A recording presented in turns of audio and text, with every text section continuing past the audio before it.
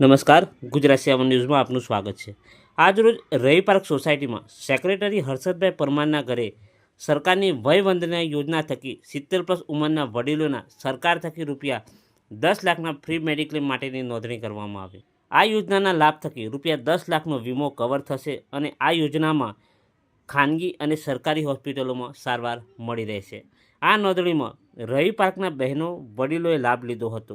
આ કાર્યક્રમમાં નિલેશભાઈ દેસાઈ, ઓમપ્રકાશ યાદવ અને સેક્રેટરી હર્ષદભાઈ તથા ચેરમેન રાજુભાઈ ભાવસીભાઈ, બલાભાઈ અને સોસાયટીના સભ્યો હાજર રહ્યા હતા।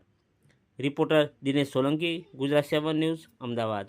આ રીતિ છે, આ રિવાજ છે, આ રસમ છે, આપણે આમ કરાય, આમ એટલે આપણે આવનાર પેઢીને આપણે જ તૈયાર કરવાની અને જેવી આપણે શીખવી જઈશું તે લોકો આગળને શીખવાડશે, બીજાને શીખવાડશે।